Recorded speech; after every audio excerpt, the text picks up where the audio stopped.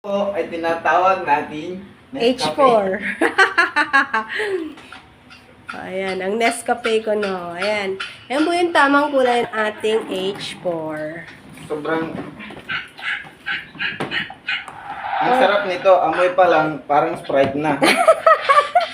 O, ayan. Dapat may lagayan ka isa nun. Dito. Ayan. Ano siya? Ayan siya, guys. Yung itsura niya. Cook na yan, guys. Style Chinese pero pogi yung magluto. Agoy. Pogi na yung nagluto. Style Chinese.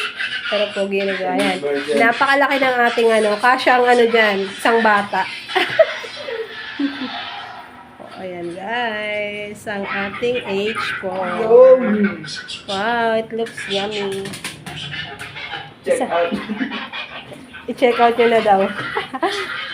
Umaano yung ano ng camera ko. Nagbabubbles. Ayan. Pagkatapos yung lutuin, i-pressure cooker for 10 minutes.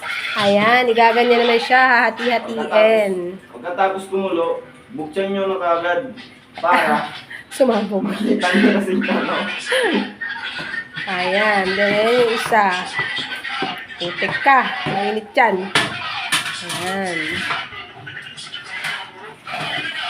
Yun kahit magpapiesta pa dito ng 2 araw. Ayan siya, guys. Para niya akin subakyaran. Ayan na, ang ayos-ayos ng kulay niyan. Bituka po yan ng ano, baka.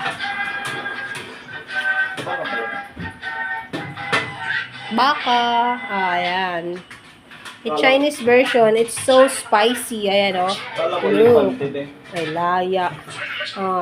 Many chili. Yung bituka natin ng elepante. Kago, ang laki siguro nun. Hanggang dito lang. Ayan. Dito sa may guhit. Yes.